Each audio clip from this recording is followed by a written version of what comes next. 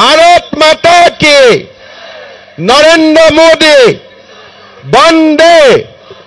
একদম খবৰ সকলোৰে ভাল, মই গম পাই গলো।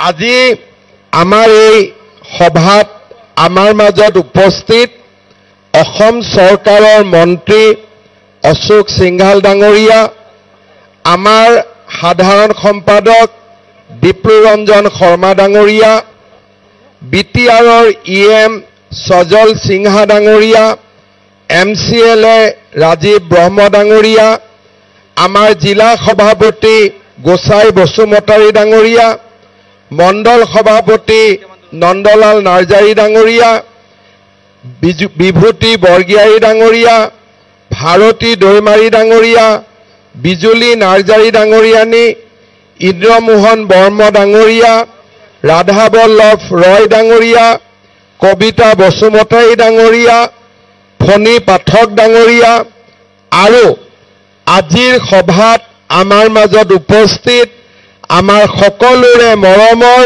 মনোৰঞ্জন ব্ৰহ্ম ডাঙৰীয়া, আই মাতৃসকল, ৰাইজ আৰু সুধীবৃন্দ, পোনপ্ৰথমে আজিৰ সভাত ইমান গৰমৰ মাজতো এই দতমাৰ সভাত আপোনালোক উপস্থিত হোৱা বাবে মই আপোনালোকক গভীৰ কৃতজ্ঞতা আৰু ধন্যবাদ জনাইছো।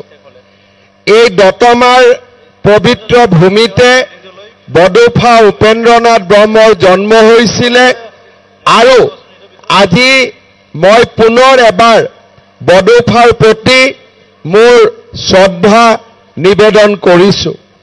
মই যেতিয়াই দতমালৈ আহোঁ বডোফাৰ সমাধিত যাওঁ, কিন্তু আজি যিহেতু ৰাজনৈতিক মিটিঙত আহিছো, সেইবাবে সভাৰ পৰাই মই বডোফাক মোৰ প্ৰণাম আৰু শ্ৰদ্ধা নিবেদন কৰিছো।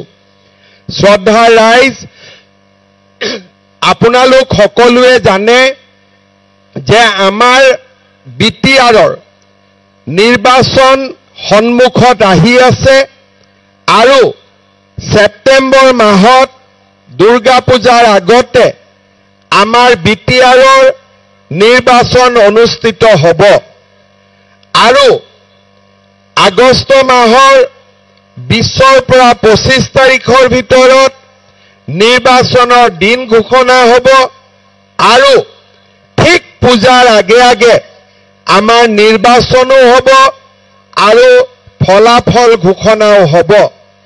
অসম বিধানসভাৰ নিৰ্বাচনৰ প্ৰাক মুহূৰ্তত এই BTRৰ নিৰ্বাচন সঁচাকৈয়ে এটা গুৰুত্বপূৰ্ণ নিৰ্বাচন আৰু BTRৰ শান্তি চুক্তিৰ পিছত দ্বিতীয়বাৰৰ বাবে বড়োলেণ্ডবাসীয়ে এখন নতুন BTRৰ বাবে ভোটদান কৰিব। ই সঁচাকৈয়ে আমাৰ বাবে এক আনন্দৰ বাতৰি। শ্ৰদ্ধা ৰাইজ, আপোনালোক সকলোৱে জানে যে এই বড়োলেণ্ডৰ ৰাইজে, BTRৰ ৰাইজ সদায়ে শান্তিৰ পক্ষত আছিলে আৰু BTRৰ ৰাইজে সদায়ে মনে প্ৰাণে শান্তিৰ আশা কৰিছিলে।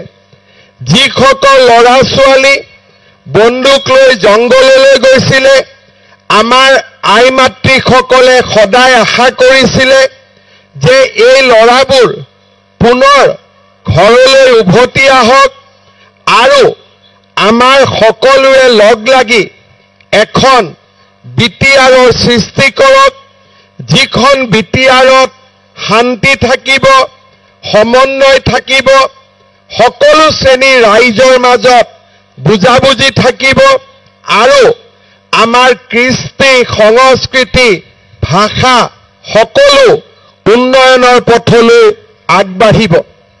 শ্ৰদ্ধা ৰাইজ, যদিও BTRৰ ৰাইজে বহুদিন ধৰি শান্তিৰ আশা কৰিছিলে, কিন্তু আমি সেই শান্তি কেতিয়াও পোৱা নাছিলো।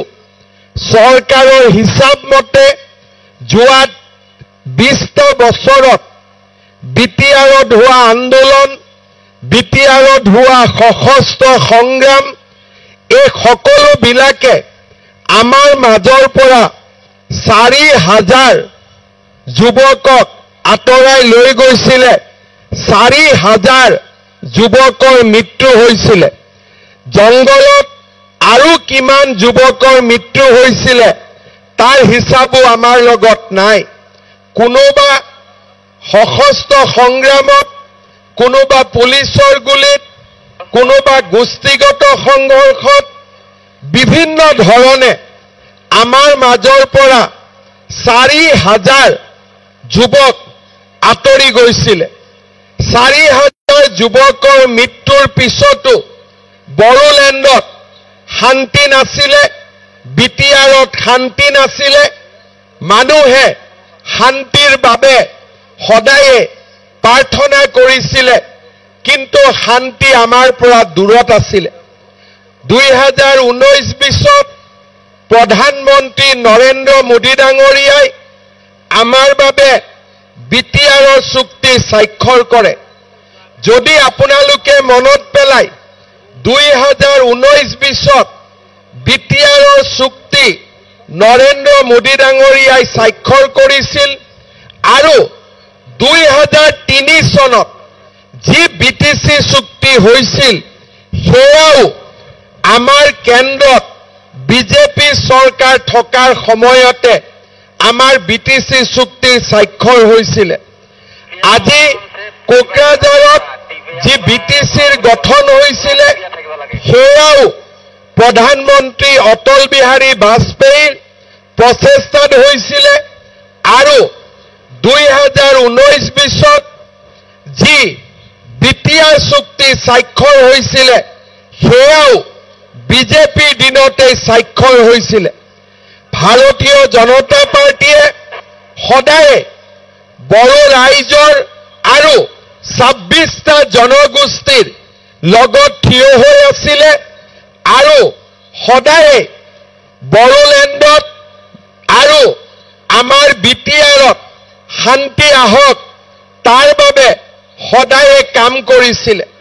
আমি সদায়ে সকলো সংগঠনৰ লগত আমি ভাল সম্পৰ্ক বজাই ৰাখিছিলো, আৰু আমাৰ 26টা জনগোষ্ঠীৰ মনৰ দুখ আৰু বেদনাকো আমি অনুভৱ কৰিছিলো। আমি ভাবিছিলো যে যেতিয়ালৈকে বিটিআৰত শান্তি নাহিব তেতিয়ালৈকে কোনো মাকে কেতিয়াও শান্তিত শুব নোৱাৰিব। বন্দুকৰ শব্দত ৰাতি আমি শুব নোৱাৰিছিলো। বোমা বিস্ফোৰণৰ ভয়ত আমি ল'ৰা ছোৱালীক স্কুল কলেজলৈ পঠাব নোৱাৰিছিলো, আৰু সকলোৰে মনত এক শংকা আৰু ভয়ৰ ভাৱত আমি বাস কৰিছিলো। 2021 চনত মই অসমৰ মুখ্যমন্ত্ৰী হিচাপে নিৰ্বাচিত হওঁ। নিৰ্বাচিত হোৱাৰ দিনাই মই মনতে সংকল্প লৈছিলো যে বিভিন্ন কাম অসমত আমি কৰিম, কিন্তু বিটিআৰত শান্তি অনা আমাৰ প্ৰাথমিক দায়িত্ব হ'ব। শ্ৰদ্ধাৰ ৰাইজ, 2021 চনত মই মুখ্যমন্ত্ৰী হৈছিলো, আৰু আজি আমি 2025 চনৰ আগষ্ট মাহত মই দতমাত আপোনালোকক লগ পাইছো। আজি মই আপোনালোকৰ আগত গৌৰৱেৰে সৈতে ক'ব পাৰো যে মই মুখ্যমন্ত্ৰী হোৱাৰ পিছত বিটিআৰত এটাও বন্দুকৰ গুলি ফুটা নাই, এজনো লোকৰ মৃত্যু হোৱা নাই, কোনো মাকে কান্দিবলগীয়া হোৱা নাই। আজি বড়োলেণ্ডলৈ বিটিআৰলৈ আমি শান্তি উভতাই আনিব পাৰিছো। অসমত বহু মুখ্যমন্ত্ৰী আছিলে, কিন্তু 5 বছৰত এটাও বন্দুক ফুটা নাই, 5 বছৰত এটাও গোষ্ঠীগত সংঘৰ্ষ হোৱা নাই, 5 বছৰত এটাও বোমা বিস্ফোৰণ হোৱা নাই। হাজাৰ হাজাৰ ল'ৰা জংগলৰ পৰা মাকৰ বুকুলৈ উভতি আহিছে। আজি যোৱা 4 বছৰত আমি বিটিআৰক এক শান্তিৰ ভূমিলৈ আমি ৰূপান্তৰ কৰিলো। আজি মই ধন্যবাদ জনাম নিখিল বড়ো ছাত্ৰ সন্থা, বড়ো সাহিত্য সভা আৰু আমাৰ 26টা জনগোষ্ঠীৰ দল সংগঠন সকলোকে যে আপোনালোকৰ প্ৰচেষ্টাত আৰু আপোনালোকৰ সহযোগিতাত আজি আমি বিটিআৰলৈ সম্পূৰ্ণ শান্তি উভতাই আনিবলৈ সক্ষম হৈছো। শ্ৰদ্ধা ৰাইজ, আমি বিটিআৰক আৰু এবাৰ অশান্তি নিবিচাৰো। আমি বিটিআৰক আৰু এবাৰ আন্দোলন নিবিচাৰো। আৰু সেইকাৰণে এই নিৰ্বাচনতো মই সকলোকে কৈছো যে আমি ইলেকশ্যন খেলিছো, কিন্তু আমি বিপিএফৰ এগেইনষ্টতো নাই, আমি ইউপিপিএলৰ এগেইনষ্টতো নাই। আমি কোনো মিটিঙতে প্ৰমোদ বড়োকো সমালোচনা নকৰো, কোনো মিটিঙতে আমি হাগ্ৰামা মহিলাৰীকো সমালোচনা নকৰো। আমি মাত্ৰ এটাই কথা জানো, যদি বিটিআৰত বিজেপি শক্তিশালী হয়, বিজেপি যদি বিটিআৰত এটা শক্তিশালী ৰাজনৈতিক দল হিচাপে প্ৰতিষ্ঠা হ'ব পাৰে, তেতিয়া বিটিআৰত আৰু বহুত বেছি উন্নয়ন হ'ব, বিটিআৰ আগবাঢ়ি যাব, বিটিআৰৰ সকলো জনগোষ্ঠীৰ সমস্যাসমূহৰ সমাধান হ'ব। বিজেপি এটা সৰ্বভাৰতীয় ৰাজনৈতিক দল। দিল্লীত চৰকাৰ বিজেপিৰ, দিছপুৰত চৰকাৰ বিজেপিৰ, আৰু দিল্লী আৰু দিছপুৰত বিজেপিৰ চৰকাৰ থকা কাৰণেই বড়োলেণ্ডত বিটিআৰৰ সমস্যাসমূহ আমি সমাধান কৰাৰ ক্ষেত্ৰত আটাইতকৈ শক্তিশালী ভূমিকা ল'ব পাৰোঁ। আজি আপোনালোকে দেখা পায় যে বিটিআৰত যিমান সমস্যা আছে, সমাধানৰ কাৰণে নৰেন্দ্ৰ মোদী ডাঙৰীয়া, অমিত শ্বাহ ডাঙৰীয়া আৰু আমাৰ বিজেপিৰ সকলোৱে বিটিআৰৰ ৰাইজৰ সমস্যাসমূহ সমাধানৰ বাবে সদায়ে কাম কৰে, সদায়ে আপোনালোকৰ আশা আৰু আপোনালোকৰ আকাংক্ষাক বাস্তৱত ৰূপায়িত কৰিবলৈ প্ৰচেষ্টা কৰে। আমি বিটিআৰত সদায়ে বিচাৰো যে সকলো শ্ৰেণীৰ মানুহ যাতে মিলা প্ৰীতিৰে থাকে, সকলো শ্ৰেণীৰ ৰাইজে যাতে ন্যায্য অধিকাৰ পায়, সকলোৱে বিটিআৰক নিজৰ বুলি আদৰি লয় আৰু কোনো মানুহে নাভাবে যে বিটিআৰ মোৰ নহয়। আমি যেনেকে অসমত থাকো, জাতি বৰ্ণ নিৰ্বিশেষে আমাৰ যদি কাজিয়াও থাকে, আমাৰ যদি বেয়া পোৱা পুই থাকে, আমাৰ মাজত যদি সংঘাতো থাকে, আমি কিন্তু জয় আই অসম বুলি ক'লে সকলোৱে একেলগে হাত উঠাওঁ। ঠিক তেনেকে ভাৰতীয় নাগৰিক হিচাপে যেতিয়া ভাৰত মাতা কি জয় বুলি কওঁ, আমি সকলোৱে একেলগে হাত উঠাওঁ। মই মনত বিচাৰো যে আমি বিটিআৰতো এনেকুৱা এটা পৰিৱেশ সৃষ্টি কৰিব লাগে যে যেতিয়া বিটিআৰ জয় বুলি কয়, এই বিটিআৰৰ জয়ধ্বনি 26টা জনগোষ্ঠীৰ মানুহে একেলগে দিব পাৰে। হিন্দু, খ্ৰীষ্টিয়ান আৰু ইছলাম তিনিওটা ধৰ্মৰ মানুহে যাতে বিটিআৰ জিন্দাবাদ বুলি ক'ব পাৰে। বড়ো সকলৰ লগতে আমাৰ আদিবাসী, ৰাভা, শৰণীয়া কছাৰী, মদাহী, বৰ্মন কছাৰী, আমাৰ গোৰ্খা সমাজ, আমাৰ বঙালী ভাষী সমাজ, সকলো আমাৰ আদিবাসী, সান্থাল সকলো ৰাইজে যাতে একেলগে যেনেকে আমি ভাৰত মাতা কি জয় বুলি ক'লে সকলোৱে জয় ধ্বনি দিয়ে, জয় অসম বুলি ক'লে যেনেকে সকলোৱে জয় ধ্বনি দিয়ে, তেনেকে বিটিআৰ জিন্দাবাদ বুলি ক'লে সকলোৱে যাতে একেমুখে বিটিআৰ জিন্দাবাদ বুলি ক'ব পাৰে। আৰু সেই পৰিৱেশ কেতিয়া হ'ব, যেতিয়া বিটিআৰত সকলো শ্ৰেণীৰ লোকে নিজৰ মাটিৰ মৰম বিচাৰি পাব, সকলোৱে বিটিআৰৰ মাটিক নিজৰ জননী জন্মভূমি বুলি স্বীকাৰ কৰিব। আৰু যিদিনাখনেই 26টা জনগোষ্ঠীয়ে একেলগে বিটিআৰৰ মাটিক মোৰ জননী জন্মভূমি বুলি ক'ব, সেই দিনাখনেই বিটিআৰত সমস্যা নাথাকিব, বিটিআৰ আগবাঢ়ি যাব আৰু বিটিআৰ অসমৰ ভিতৰতে আটাইতকৈ উন্নত অঞ্চল হিচাপে পৰিচিত হ'ব। শ্ৰদ্ধাৰ ৰাইজ, আপোনালোকে জানে যে বিটিচি বিটিআৰ ই এক প্ৰশাসনীয় ব্যৱস্থা। চৰকাৰে যি টকা পইচা পুঁজি বিটিআৰত দিব লাগে, আমি বাজেটৰ জৰিয়তে আমি বিটিআৰক সকলো এপ্ৰিল মাহতে জনাই দিওঁ।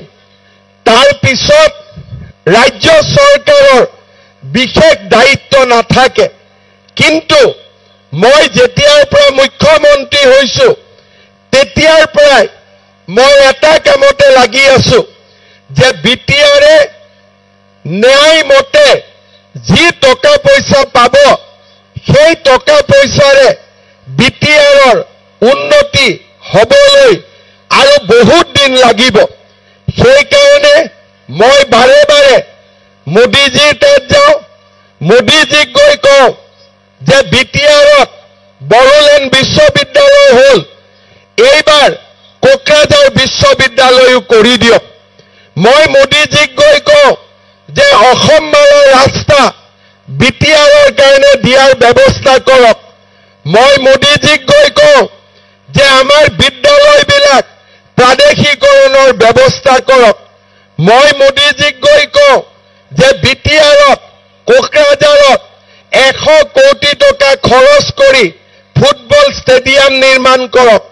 মই মোদীজীক কওঁ যে কোকৰাঝাৰত মেডিকেল কলেজ নিৰ্মাণ কৰক, তামুলপুৰত মেডিকেল কলেজ নিৰ্মাণ কৰক, ওদালগুৰিত মেডিকেল কলেজ নিৰ্মাণ কৰক।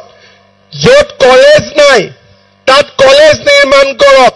য'ত বানপানীৰ সমস্যা আছে, বিটিআৰলৈকে অপেক্ষা কৰিব নালাগে, আমি বেছিকৈ টকা দি বানপানীৰ সমস্যা সমাধান কৰিব লাগে। অৰ্থাৎ আমি যিখিনি কৰিব লাগে তাতকৈও সদায় বিটিআৰৰ উন্নতিৰ বাবে বিজেপিয়ে এখোজ আগুৱাই গৈ আমি ৰাইজৰ বাবে কাম কৰি আছো আৰু ৰাইজক উন্নতিৰ পথলৈ লৈ যোৱাৰ বাবে আমি প্ৰচেষ্টা কৰি আছো। বিটিআৰত কেতিয়াও যাতে অশান্তি নহয়, তাৰ বাবে আমি বিটিআৰৰ স্থায়ী শান্তিৰ বাবে প্ৰগতি আৰু বিকাশৰ আমি সদায়ে নতুন নতুন আঁচনি আমি হাতত লৈছো। যোৱা কেইদিনমান আগতে কোকৰাঝাৰত অমিত শ্বাহ ডাঙৰীয়া নিখিল বড়ো ছাত্ৰ সন্থাৰ অধিৱেশনত যোগদান কৰিবৰ বাবে আহিছিল। আমি কোনেও তেওঁক দাবী কৰা নাছিলো, আমি কোনেও তেওঁক কোৱা নাছিলো যে আপুনি বাথৰ বিষয়ে কথা কওক, আমি কোনেও কোৱা নাছিলো আপুনি বড়োফাৰ বিষয়ে কথা কওক। কিন্তু অমিত শ্বাহ ডাঙৰীয়াই নিজে তেখেতে আমাৰ মনৰ কথাখিনি তেওঁ নিজে কৈ গৈছিলে।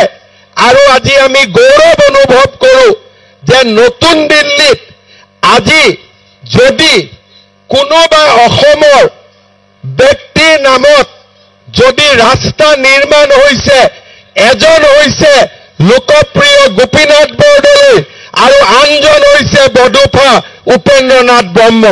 অৰ্থাৎ বিজেপি দলে আজি আমাৰ সকলোকে লগত লৈ অসমখনক আগুৱাই লৈ যাবৰ বাবে প্ৰচেষ্টা কৰিছে, আগুৱাই লৈ যাবৰ কাৰণে চেষ্টা কৰিছে আৰু সকলো জাতি উপজাতিৰ মাজত সমন্বয়ৰ বাতাবৰণ সৃষ্টি কৰিছে।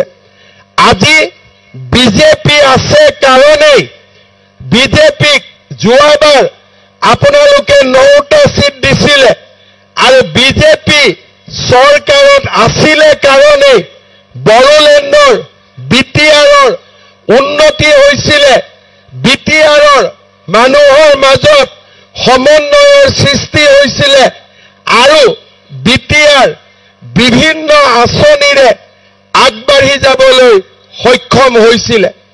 আপোনালোকে মনত পেলাওক, দতমাৰ ৰাইজে মনত পেলাওক, আগতে বিজেপি অহাৰ আগতেও ইয়াত ইলেকশ্যন হৈছিলে। কেনেকে ইলেকশ্যন হৈছিলে? বন্দুকৰ আৱাজত ইলেকশ্যন হৈছিলে। কিন্তু আজি বিজেপিয়ে হওক, বিপিএফে হওক, ইউপিপিএলে হওক, ৰাইজক নমস্কাৰ কৰি আজি ভোট খুজিব লাগে। আজি বিটিআৰত ৰাইজেই ৰজা, এই কথা আজি বিটিআৰত পৰিগণিত হৈছে।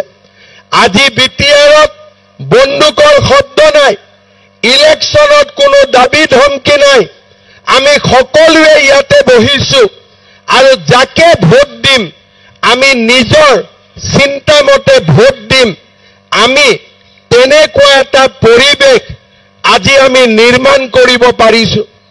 যদি আপোনালোকে এবাৰৰ কাৰণেও ভাবে, আপোনালোকে বিচাৰি পাব যে এই অঞ্চলটোৰ উন্নয়নৰ বাবে বিজেপি দলে যিমান কাম কৰিছে আন কোনো ৰাজনৈতিক দলে ইমানখিনি কথা বিটিআৰৰ বাবে চিন্তা কৰিব পৰা নাই। মই অসমৰ মুখ্যমন্ত্ৰী হোৱাৰ পিছত বাৰে বাৰে বিটিআৰলৈ আহিছো। মোৰ আগতে কোনো মুখ্যমন্ত্ৰী বিটিআৰলৈ নাহিছিলে। মই বাৰে বাৰে দুমাহৰ মূৰত কেতিয়াবা এবাৰ, কেতিয়াবা দুবাৰ, কেতিয়াবা 4 বাৰলৈকে বিটিআৰত আহিছো, যাতে বিটিআৰৰ ৰাইজে অনুভৱ কৰিব নালাগে যে আমি চৰকাৰৰ পৰা দূৰত আছো। ইয়াতে মই ৰাতি থাকো, ৰাইজৰ এপ্লিকেশ্যন আবেদন কেতিয়াবা ৰাতি পুৱা হৈ যায়, কিন্তু ৰাইজৰ কথা বতৰা শুনাৰ পিছতহে মই গুৱাহাটীলৈ উভতি যাওঁ। আজি সকলো শ্ৰেণীৰ ৰাইজৰ লগত, সকলো জনগোষ্ঠীৰ লগত আমি একেলগে কাম কৰিছো। ইজনে সিজনৰ ওচৰ আমি যাতে থাকিব পাৰো, হাতে হাতত ধৰি বিটিচিখনক, বিটিআৰখনক আমি যাতে আগুৱাই লৈ যাব পাৰো, তাৰ বাবে কাম কৰিছো। শ্ৰদ্ধাৰ ৰাইজ, আজি আমাৰ কোকৰাঝাৰ জিলা ভাৰতীয় জনতা পাৰ্টি সকলো ৰাইজক লৈ আজি তেখেতসকলে বিটিআৰ ইলেকশ্যনত প্ৰতিদ্বন্দ্বিতা কৰিবলৈ সিদ্ধান্ত লৈছে। আমি নিজে সিদ্ধান্ত লোৱা নাই, আমি জিলাক সুধিছো যে আপোনালোকে বিটিআৰৰ ইলেকশ্যন খেলিব নেকি? তেওঁলোকে কৈছে আমি খেলিম। তাৰ পিছত আমি সুধিছো কোনটো কোনটো সমষ্টিত খেলিব? তেওঁলোকে আমাক কৈছে যে এইটো এইটো আমি সমষ্টিত খেলিম। অৰ্থাৎ যি সিদ্ধান্ত বিটিআৰৰ ৰাইজে লৈছে আমি তাৰ লগত আহি থিয় দিছো। অৰ্থাৎ বিজেপি দল, বিটিআৰৰ ৰাইজৰ দল আৰু বিটিআৰৰ ৰাইজে বিচৰা মতে আমি বিজেপি দলৰ কাৰ্যকৰ্তাসকল আগবাঢ়ি যাব বিচাৰিছো। আজি মই যোৱা কেইদিনমান ধৰি বিটিআৰত আছো। ওদালগুৰিত গৈছিলো, মুদৈবাৰী, হৰিচিঙা, খালিংদুৱাৰ, তামোলপুৰলৈ আহিছিলো, দৰঙাজুলি, নাগৰিজুলি, শুক্লাই চেৰফাং, বাছকালৈ গৈছিলো, মথনগুৰি, মুছলপুৰ, চিৰাঙত গৈছিলো, সুবাইজাৰ, মানস চেৰপাং, থুৰিবাৰী। এই গোটেইকেইটা সমষ্টিতে মই যোৱা 4 দিন ঘূৰিছো আৰু আপোনালোকক মই ক'ব পাৰো মোৰ অভিজ্ঞতাৰ পৰা এই গোটেই কেইটা সমষ্টিতে এবাৰ বিজেপি দল বিজয়ী হ'ব ৰাইজে বিজেপি দলক জিকাবৰ বাবে সিদ্ধান্ত গ্ৰহণ কৰিছে সেইবাবে মই বিশ্বাস কৰোঁ যে এইবাৰৰ বিটিআৰৰ নিৰ্বাচনত বিজেপি দলে আটাইতকৈ বেছি সংখ্যক ভোটত জয়লাভ কৰি আমি এক শক্তিশালী ভূমিকা গ্ৰহণ কৰিব পাৰিম আমি বিচাৰো যে আমি যাতে দতমাটো জিকিম নে নাই দতমাত অলপ ডাঙৰ কৰি কওক দতমাত বিজেপি জিকিব নে নাই পাক্কা জিকিব আপোনালোকে ভোট দিব পুৰা পাক্কা আপোনালোকক মই এটাই কথা কম যে আমি কোনো পাৰ্টিৰ এগেইনষ্টত নহয় নাঙলৰো এগেইনষ্টত নহয় ট্ৰেক্টৰৰ এগেইনষ্টত নহয় আমাৰ মাত্ৰ এটাই কথা আমি কাৰো বিৰুদ্ধে নহয় কিন্তু ভোটটো এইবাৰ পদুমৰ চিনত দিব হ'ব এইবাৰ পদুমত ভোট দিব লাগিব পদুম জিকিব আৰু পদুম জিকিলে বিটিআৰত চাৰিওফালৰ পৰা শান্তিও আহিব প্ৰগতিও আহিব আৰু উন্নয়নৰ এটা নতুন বাতাবৰণ সৃষ্টি হ'ব শ্ৰদ্ধাৰ ৰাইজ মই আগতে আপোনালোকক কৈছিলো যে আগষ্ট মাহত ইলেকশ্যন হ'ব আৰু বিজেপিয়ে কোন কোন সিটত ইলেকশ্যন খেলিব মই এইকেইদিন ঘূৰি আছো আৰু আমি সিদ্ধান্ত ল'ম যে আমি ইলেকশ্যন হলে কোন কেইটা সিটত ইলেকশ্যন উঠিম এইবাৰ মই আমাৰ নেতাসকলক সোধা নাই আমাৰ লিডাৰক সোধা নাই এইবাৰ মই পাব্লিকক সুধিছো যে আপোনালোকে বিজেপি উঠাটো বিচাৰে নে নাই যিকেইটা জাগাত মই গৈছো সবেই কৈছে যে আমি বিজেপি উঠাটো বিচাৰো দতমা ৰাইজেও কওক বিজেপিক বিচাৰে নে নিবিচাৰে পাক্কা বিচাৰে সেইফালে ৰাইজে কোৱা নাই পিছফালে বিজেপি উঠিব লাগে নে নাই লাগে বিজেপি উঠিব লাগে নে নাই ঠিক আছে আপোনালোকে নিজে কৈছে যে এইবাৰ বিজেপি উঠিব লাগে আৰু বিজেপিক আমি অকল ইলেকশ্যনত উঠাম নে ইলেকশ্যনত জিকাম এইটোও কৈ দিয়ক উঠাম নে জিকাম ঠিক আছে আপোনালোকে ক'লে যে বিজেপিক আপোনালোকে উঠাব বিজেপিক আপোনালোকে জিকাব कैंडिडेट